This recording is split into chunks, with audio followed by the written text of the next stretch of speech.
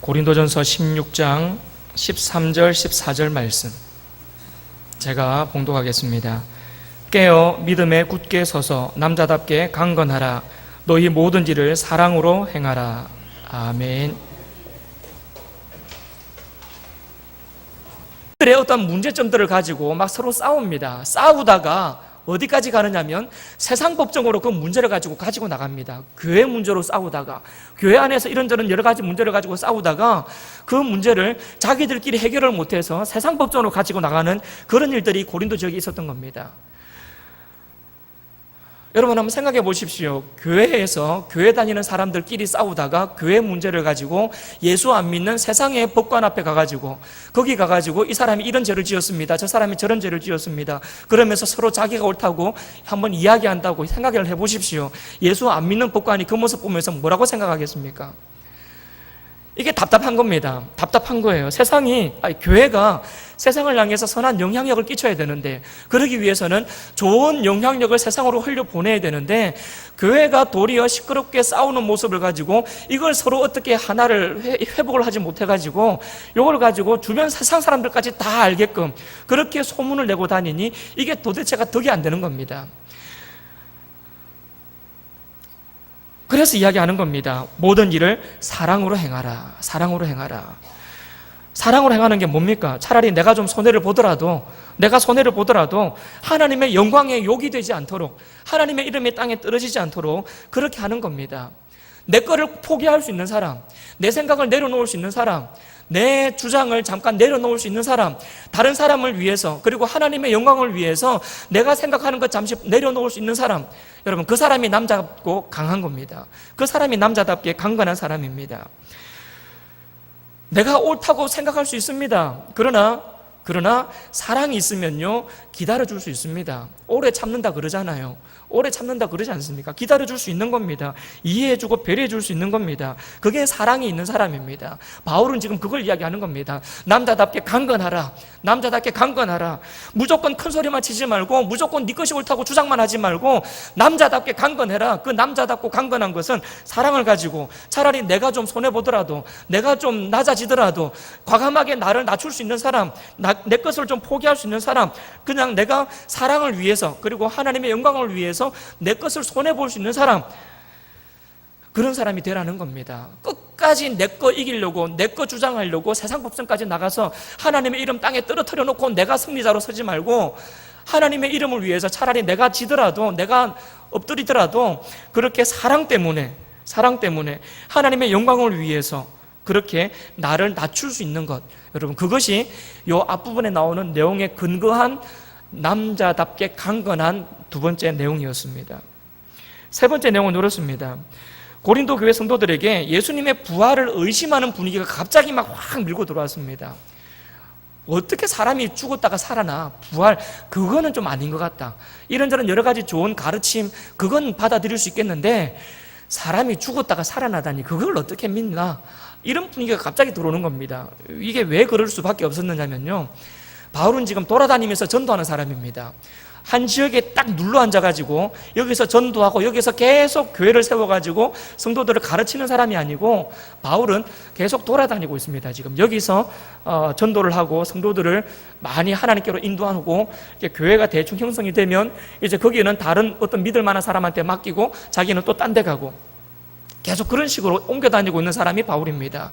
그리고 그렇게 지나온 교회 중에 한 군데가 지금 이 고린도 교회입니다. 자, 처음에는 괜찮았습니다. 바울이 있고 바울의 가르침이 이 사람들에게 영향력으로 남아있을 때는 괜찮았습니다.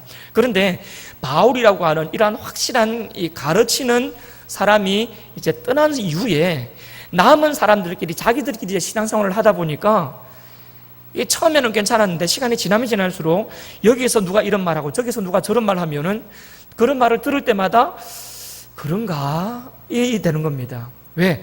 이 신앙에 깊은 뿌리가 없어서 그래요. 지식이 없어서 그렇습니다. 하나님의 말씀에 대한 지식이 약해서 그래요. 그러다 보니까 이 사람이 이런 말하면 그것도 맞는 것 같고 저 사람이 저런 말하면 그것도 맞는 것 같은 겁니다. 고린도교회가 지금 그러고 있습니다. 옆에서 누가 부활은 인간적으로 말해서 부활 그거는 좀 말이 안 된다. 다른 건 괜찮은데 부활 그거는 우리 믿지 말자. 그러고 있는 겁니다. 그리고 가만히 듣다 보니까 그 말도 맞는 것 같아요. 사람이 죽으면 끝이지 어떻게 죽었다가 다시 부활을 합니까? 예수님이 부활하셨다 그러니까 처음에는 그냥 그런갑다 싶어서 믿었었는데 자꾸 생각하고 또 생각하다 보니까 그거는 아닌 것 같아요. 그래서 그런 분위기가 조금씩 형성이 되는 겁니다. 우리 열심히 신앙생활하고 옛날에 바울 선생님이 가르쳤던 거 다 우리 잘 믿자. 그런데 인간적으로 부활 그거는 말이 좀 안 된다. 이런 분위기가 생겨나고 있는 겁니다. 그래서 바울이 지금 그들에게 이 편지를 쓰는 겁니다. 예수 그리스도의 부활이 진짜다라는 것을 이야기하는 겁니다. 그리고 남자답게 강건하라 이런 이야기를 하는 이유는 한번 분명한 내가 진리의 말씀으로 받아들인 것, 그리고 진리의 말씀인 줄로 받아들였고 믿었고 그것을 하나님의 말씀으로 확인한 것, 그래서 분명한 진리의 말씀이라고 내가 이미 확실하게 믿고 있는 것, 그것은 옆에서 누가 무슨 말을 하든지 상황이 어떻게 바뀌든지 간에 흔들리지 말아라는 겁니다. 그게 남자답고 강건한 겁니다. 왜 이런 말 하면 여기서 흔들리고 저기서 저런 말 하면 저렇게 또 흔들리고 흔들 왜 그래요? 왜 그렇습니까? 여자의 마음은 뭐라 그래요? 갈대라 그러잖아요. 이래저래 왜 흔들립니까? 남자답게 강건하지 못해서 흔들리는 겁니다. 여자가 갈대니까요. 남자답게 강건하지 못하니까 흔들리는 겁니다. 여기서 이런 말하면 그런갑다, 저기서 저런 말하면 그런갑다, 흔들리고 있는 겁니다. 그래서 남자답게 강건하라는 겁니다.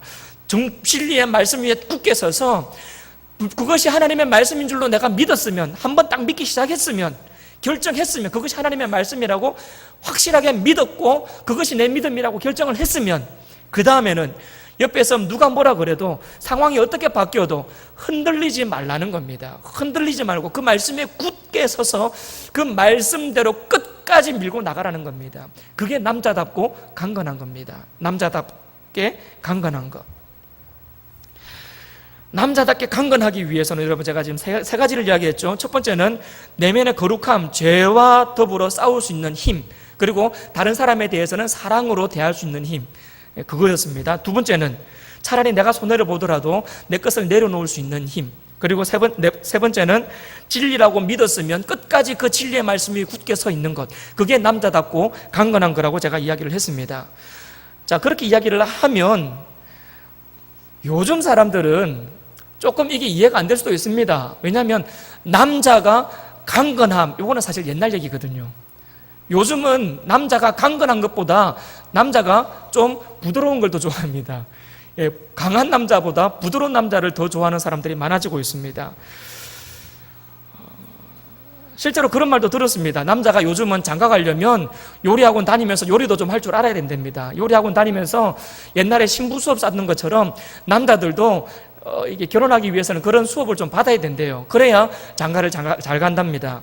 그리고 우리 교회 권사님이 직접 제가 운전하고 있을 때에 제 바로 뒤에서 얘기하는 걸 제가 직접 들었는데요. 이런 얘기를 하시더라고요. 아들 집에 갔더니 이 아들놈이 설거지를 하고 있더랍니다. 그렇게 꼴보기 싫더라네요. 그렇게 못나 보일 수가 없더랍니다. 그런데 그 다음날 딸네 집을 갔대요. 딸네 집에 갔더니 사위가 설거지를 하고 있더랍니다. 세상에 그렇게 예뻐 보일 수가 없더랍니다. 그렇게 예뻐 보일 수가 없더래요. 아들이나 사위나 어쨌든 둘 다 설거지를 하고 있었습니다. 이게 옛날에 남자의 그 강건함, 요거하고 요즘에 요거하고는 조금 개념이 달라진 것 같아요. 어쨌든 뭐 요즘 겉으로 드러나는 모습의 강건함, 그게 아니죠, 그죠? 지금 제가 이야기하고 있는 이 남자답고 강건한 것은 겉모습으로 나타난 그런 강건함이 아니라 그 속에 있는 내면의 강건함입니다. 요거는 신앙과 관련된 겁니다. 이 내면의 강건함, 신앙의 강건함, 요거는요 우리 속사람입니다. 속사람. 겉으로는 강해야죠. 남자는 강한 게 더 좋은 것 같아요. 그래서 저는 설거지 잘 안 합니다. 잘하는 건지 못하는 건지 모르겠지만 안 시킵니다. 시키면 하는데 안 시켜서 안 해요. 자, 어쨌든 남자가 강한 게 좀 더 좋아 보이는데 속 사람이 사실은 강하라는 겁니다. 이게 겉으로 강하라는 의미가 아니라 속 사람이 강하라는 겁니다. 신앙이 강하라는 겁니다. 왜 신앙이 강해야 되느냐면 하나님은 우리의 속 사람을 보시는 분이기 때문에 그렇습니다. 속 사람을 보시면서 저 사람의 신앙이 강건한지 어떤지, 신앙 위에 굳게 서 있는지 어떤지, 아니면 흔들리는지 어떤지 하나님은 우리의 속 사람을 보시는 분이기 때문에 그렇습니다. 그 사람은요 이렇게 교회 나와 보면 옆에 나란히 앉아 있으면 그냥 다 괜찮게 잘 사는 것 같아요. 잘 사는 것 같아요. 그냥 장로님, 권사님, 집사님 다 그냥 신앙적으로 잘 사는 것 같아요. 뭐 목사도 마찬가지고요. 그런데 그 속 사람 내면을 들여다보면 의외로 건강하게 강건하게 잘 살지 못하는 사람이 의외로 있다라는 겁니다. 있어요. 어쩌면 내가 그럴 수 있고 여러분들이 그럴 수 있습니다. 사람들은 몰라요. 왜? 겉사람을 보니까요. 근데 하나님은요, 하나님은 우리 중심을 보시는 분입니다. 하나님은 우리의 외모를 보시는 분이 아니라 우리의 중심을 보시는 분이에요. 사무엘상 16장에 보시면 사무엘 선지자가 왕을 뽑기 위해서 이새의 집을 찾아갑니다. 그리고 아들들을 차례로 다 지나가게 만들어요. 누가 왕감인가 보려고. 근데 아들들이 다 지나가는데도 하나 이 마음에 드는 사람이 없습니다. 딱 이 사람이다 싶은 사람이 없어요. 한결같이 전부 다 키도 크고 훤칠하고 능력도 있어 보이는 아들들이었는데 없어요.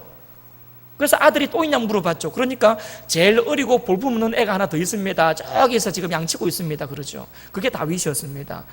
걔를 데리고 와봐라. 보더니 이 사람이다 그러죠. 그 사람이라 그럽니다. 앞에 있는 다른 형들이 훨씬 더 키도 좋고 인물도 좋고 모든 겉으로 보는 환경들이 다 좋은데 제일 볼품없는 이 다윗을 선택하는 겁니다. 그러면서 하나님의 말씀이 있죠. 나의 보는 것은 사람과 같지 아니하니 사람은 외모를 보거니와 나 여호와는 중심을 보느니라. 하나님이 우리의 중심을 보신답니다. 중심을 보신대. 여러분, 이게 얼마나 무서운 말인 줄 아십니까? 중심을 보신대요. 여러분, 굉장히 무서운 말입니다. 사람은요, 우리의 겉모습을 보기 때문에 적당하게 속일 수 있습니다. 그냥 신앙생활 열심히 하는 척, 꽤 괜찮은 사람인 척, 나쯤 살면 그냥 괜찮은 사람인 척, 얼마든지 그렇게 속이면서 살 수 있습니다. 그런데 하나님은요, 하나님은 속일 수가 없습니다. 왜냐하면 우리 하나님은 우리의 중심을 보시는 분이기 때문에 그렇습니다. 그래서 우리는 사람 앞이 아니라 하나님 앞에서 잘 살아야 되는 겁니다. 하나님 앞에서 잘 살아야 돼요. 그게 남자답고 강건하게 살아가는 겁니다. 남자답게 강건하게 마음의 중심을 딱 잡고 흔들리지 아니하고 하나님 안에서 내 마음 지키고 믿음 지키고 신앙 지키면서 옆에 누가 뭐라 그래도 그러려니 하고 사랑으로 대하면서 그래 그럴 수 있지, 나에게는요 죄와 더불어 피 흘리기까지 싸우면서 내가 그렇게 살면 안 되지, 이게 남자답고 강건한 것이고 바로 이 마음의 중심을 하나님은 보신다라는 겁니다. 하나님께서 우리에게 요구하시는 것은 너의 속 사람이, 너의 마음의 중심이, 너의 내면 세계가 남자답게 강건한 것이다, 요겁니다. 그걸 하나님이 원하고 있습니다. 겉으로 큰 소리 치는 걸 원하는 게 아니라 속 사람이 강건해지는 것, 믿음으로 강건해지는 것, 우리 하나님은 그것을 원하고 계십니다. 저는 일본에 가본 적이 없습니다. 그런데 일본에 대한 책을 읽었던 적이 있는데요, 그 책에 보면 이런 내용이 나오더라고요. 일본은 웬만하면 집들이 다 낮답니다. 그렇게 높은 고층보다는 이렇게 낮은 단층집이 많답니다. 안 봐서 모릅니다. 안 봤는데 책에 보니까 그렇게 나오더라고요. 이유가 있답니다. 왜 낮은 집이 많겠습니까? 지진 때문에요. 네, 맞아요. 지진 때문에. 이 지진이 났을 때 땅이 흔들리게 되면 높은 건물들은 쉽게 무너질 수 있기 때문에, 그래서 보통 낮은 집들이 많답니다. 그런데 높은 건물이 없진 않아요. 있습니다. 간혹 보면 높은 건물이 있어요. 그래서 이 사람이 물어보는 겁니다. 저 빌딩들을 어떻게 저렇게 높게 세울 수 있냐고. 이렇게 지진이 많은 나라에서 어떻게 저런 높은 고층 빌딩이 세워질 수 있느냐 물어보면요, 이렇게 답을 한답니다. 건축을 하는 그 방법이 다르답니다. 일반적으로 건축을 하는 법하고 이렇게 다르게 그 집을 만드는데 빌딩을 세운답니다. 특수 공법으로 설계를 한답니다. 그리고는 아주 특별한 방법으로 튼튼하게 만든대요. 왜냐하면 땅이 흔들릴 거 감안하고 그 흔들림을 이길 수 있을 만큼 그 튼튼한 그 건물을 세워내는 겁니다. 그래서 고층 빌딩을 세우는 겁니다. 그래서 일본에 있는 10층 내지는 15층짜리 빌딩하고 그 건물하고 우리나라 15층짜리 건물하고는 생긴 거는 비슷하지만 그 내부가 전혀 다르다는 거죠. 우리는 지진이 별로 없으니까 그냥 어쨌든 빨리 대충 높이 세우는 거죠. 우리나라 그런 거 잘하잖아요. 빨리 세우는 거.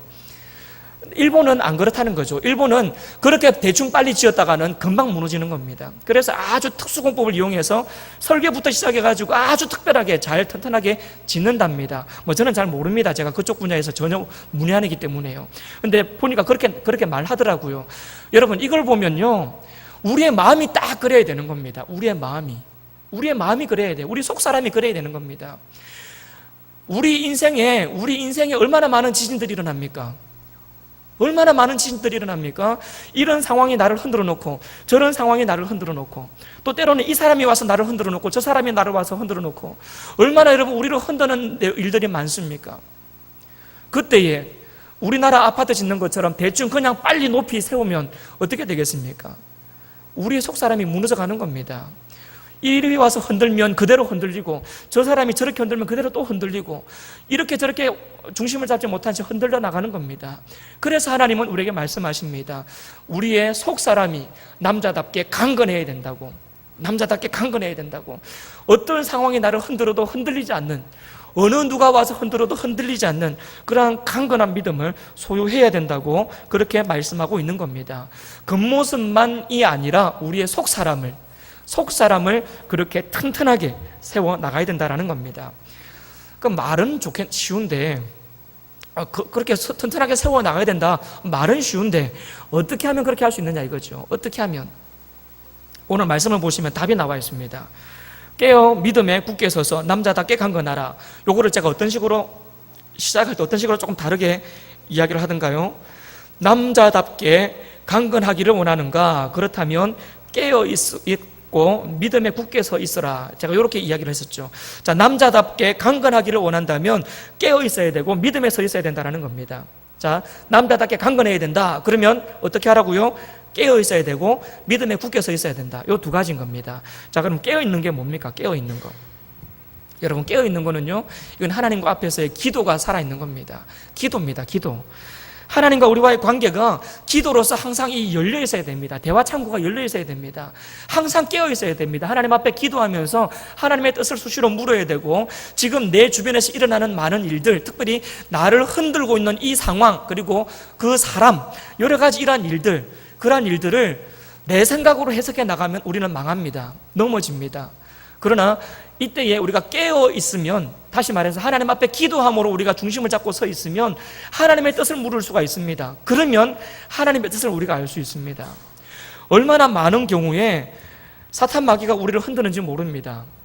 사탄 마귀가 흔드는지 몰라요. 때로는 그 사탄 마귀가 우리를 흔드는 것 때문에 우리가 얼마나 가져서는 안 될 마음을 가질 때도 있고 해서는 안 될 행동과 말을 할 때도 있는지 모릅니다.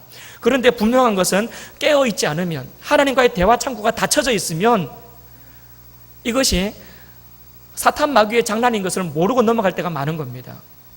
그래서 우리는 깨어있어야 됩니다. 지금 내 마음속에 파고 들어오는 이 생각이, 내 주변에서 일어나고 있는 많은 상황들이 하나님이 주시는 말과 하나님이 주시는 상황인지, 아니면 사탄 마귀가 주변에서 나를 흔들고 있는 것인지, 요거를 빨리 눈치채셔야 됩니다. 분별하셔야 돼요. 분별. 어떻게 하면 분별할 수 있습니까? 깨어 있으면요. 깨어 있으면 분별할 수 있습니다. 하나님과의 관계 속에서 기도함으로 깨어 있으면 지금 나를 흔들고 있는 이 상황이 사탄 마귀의 짓인지 아니면 하나님께서 주시는 이런 여러 가지 시험인지 우리가 알 수 있습니다. 하나님이 주시는 시험이라면 이겨내면 우리에게 큰 유익이 있는 거죠. 바로 그 유익을 위해서 하나님께서 우리를 연단시키는 것이고 훈련시키시는 것이죠. 그런데 사탄 마귀가 만약에 흔드는 것이면요, 이것도 무조건 이겨내는 겁니다. 이겨내야 돼요. 이겨내지 못한 채 그대로 넘어지면 그리스도인으로서 참 불행한 인생을 살아가게 되는 겁니다. 사탄 마귀가 우리를 흔들어 놓을 수 있다면요. 그래서 사탄 마귀와 더불어 우리는 대적하며 싸워야 되는 겁니다. 대적하게 싸우기 위해서는 먼저 나를 흔들고 있는 이 상황이 사탄이 흔들고 있는 것인지를 알아야 되는 거죠. 그래서 깨어 있어야 된다는 겁니다. 깨어서 기도하라. 이것은요, 유창하게 누가 들어도 야, 저 사람 기도 잘한다 라고 할 만큼 유창하게 기도를 잘하라는 의미가 아닙니다. 이 기도는, 깨어서 하는 기도는 내 속사람 깊은 곳에 있는 것을 하나님 앞에 정직하게 다 토해내는 기도입니다. 하나님을 묵상하면서 하는 기도입니다. 그냥 화려한 입술의 언어로 기도하는 게 아니라 내 마음 중심으로 하나님 앞에 기도하는 것. 우리 하나님은 그러한 기도를 우리에게 요구하고 있습니다. 그렇게 기도할 때에 우리는 깨어 있을 수 있습니다. 깨어서 남자답게 강건할 수 있습니다. 자, 두 번째는 믿음에 굳게 서서라죠. 믿음에 굳게 서서. 믿음에 굳게 서는 것은요, 이건 하나님의 말씀 앞에 말씀이 굳게 서는 겁니다. 하나님의 말씀이 우리 인생의 기준이 되어야 됩니다. 말씀이 기준이 되지 않으면요, 이 사람이 이 말하면 그게 맞는 것 같고 저 사람이 저 말하면 그게 맞는 것 같습니다. 고린도 성도들처럼요. 그래서 말씀을 우리는 잘 알아야 됩니다. 하나님의 말씀을 배우고 그 말씀을 자주 읽고 또 자주 듣고 또 들은 그 말씀을 자주 묵상하면서 그 말씀이 내 가슴 속에서 다 스며들어오도록 그렇게 해야 되는 겁니다. 말씀 위에 굳게 서 있지 않으면 우리는 흔들릴 수밖에 없습니다. 그런데 이 말씀 위에 굳게 서 있으면, 제가 좀 전에 바로 말했습니까? 말씀 위에 굳게 서 있지 않으면 흔들릴 수밖에 없습니다. 그런데 말씀 위에 굳게 서 있으면 흔들리지 않을 수 있습니다. 자, 이게 믿음 위에 굳게 서 있는 겁니다. 여러분, 지금까지 성경 몇 번이나 읽으셨습니까? 창세기부터 요한계시록 끝까지 몇 번 읽으셨습니까? 어떤 사람은 그러더라고요. 최소한 나이만큼은 읽어야지. 야, 큰일 날 소리죠, 그죠? 나이만큼 읽어야지. 최소한 나이만큼은 못 읽더라도 어쨌든 내 나름대로 기준을 정해놓고 읽어야지요. 뭐 몇 번이 됐든 간에. 근데 교회 다닌 지 10년이 지나고 20년이 지났는데 아직까지 한 번도 안 읽었다. 요거는 분명히 문제가 좀 있는 사람입니다. 신앙생활을 우리는 건강하게 해야 됩니다. 말씀 위에 굳게 서 있어야 됩니다. 그래야 남자답게 강건한 믿음을 소유할 수 있습니다. 그러기 위해서는 누가 뭐라 그래도 하나님의 말씀을 우리는 가까이 해야만 합니다. 하나님의 말씀이 우리의 내 발의 등이고 내 길의 빛이라 그러는데, 말씀을 모르면 어떻게 이 말씀이 내 발의 등이 될 수 있고 내 길의 빛이 될 수 있겠습니까? 말씀을 알아야 그 말씀이 나를 비추어가는 거죠. 내 길을 비추어가는 거죠. 하나님의 말씀에 여러분 깊은 뿌리를 내리셔야 됩니다. 그 말씀으로 내 인생에 믿음의 뿌리가 깊이 박히도록 그렇게 하나님의 말씀을 깊이 묵상을 하셔야 됩니다. 절대 하나님의 말씀을 가볍게 대할 수 없습니다. 그냥 일주일에 한 번 여기 나와서 이렇게 목사가 하는 설교를 듣는 것만으로 충분하다라고 생각하시면 안 됩니다. 읽으시고 들으시고 묵상하시고 때로는 손으로 써보시고 그렇게 하셔야 됩니다. 그래야 이 말씀 위에 우리의 믿음이 굳게 설 수 있는 겁니다. 자, 남자답게 강건하기를 원하는가? 그렇다면 깨어 있어야 되고 믿음에 굳게 서 있어야 된다. 기도하고 말씀하면서 하나님 앞에서 우리의 마음을 속 사람을 남자답게 강건하게 만들어 가야 된다. 이게 오늘 말씀의 핵심입니다. 여러분의 신앙은 어떻습니까? 겉으로는 강하게 그렇게 강한 모습을 보여주는데 속 사람은 한없이 흔들리는 갈대와 같아서 그냥 이리 흔들리고 저리 흔들리는 그러한 마음은 아닌지요. 바뀌어지기를 바랍니다. 겉으로는 남에 대해서는, 다른 사람에 대해서는 이 하나님의 사랑으로 모든 일을 사랑으로 행해라고 말씀하시는 이 14절의 말씀처럼 다른 사람에 대해서는 사랑으로 행하면서 한없이 부드러워지고 내 속 사람은 남자답게 강건하여서 어떤 상황과 어떤 환경에서도 흔들리지 않는 굳센 믿음, 분명한 믿음, 그 믿음 위에 우리가 살아갈 수 있기를 주님의 이름으로 축복합니다. 남자답게 강건하라. 하나님이 오늘도 우리에게 말씀하고 있습니다. 겉모습이 아니라 우리의 속사람이 남자답게 강건하라. 여러분, 이 말씀 앞에 여러분 정말 강건해지시는 여러분들 되시기를 주님의 이름으로 축복합니다. 기도하겠습니다. 하나님 감사합니다. 남자답게 강건하라는 하나님의 말씀을 들었습니다. 기도하면서 깨어있게 하여 주시고 하나님의 말씀에 의하여 믿음 위에 굳게 서 있는 그러한 남자답게 강건한 믿음을 소유한 우리가 될 수 있도록 도와주옵소서. 흔들리지 말게 하여 주옵소서. 주변 환경 때문에, 주변 사람의 말 때문에 너무나 쉽게 흔들리는 우리의 삶이 되지 말게 하시고 말씀 위에 굳게 서고 하나님의 마음에 집중하여서 남자답게 강건하게 자리를 지키는, 해야 할 일을 잘 해나가는 그런 우리의 모습이 될 수 있도록 도와주옵소서. 그리고 겉으로는 한없이 부드러움으로 다른 사람들에게 하나님의 사랑으로 잘 대하고 이해하고 배려하며 용서하고 용납하는 그런 우리의 모습이 되게 하여 주시옵소서. 하나님, 우리의 신앙이 그렇게 시간이 지날수록, 세월이 흐를수록 점점 더 성화되어져 가는, 변화되어져 가는 그런 우리의 모습 되기를 간절히 원합니다. 우리의 신앙이 연수가 더해질수록 점점 더 예수님을 닮아가고 점점 더 우리의 삶을 통해서 예수 그리스도의 향기가 나타나는 그런 우리의 삶이 될 수 있도록 도와주시옵소서.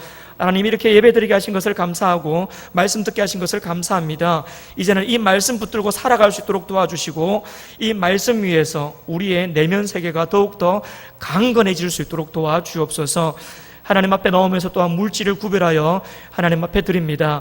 하나님 물질을 드릴 때 우리 마음도 같이 드리오니 하나님 같이 받아주시고 하나님 앞에 드릴 물질도 그리고 하나님 앞에 올려드릴 우리의 마음도 더욱더 풍성하여질 수 있도록 도와주옵소서. 그래서 그것 가지고 많은 사람들에게 선한 영향력을 끼치는 그러한 우리의 삶이 될 수 있도록 도와주옵소서. 감사드리며 살아계신 예수님의 이름으로 기도합니다. 아멘.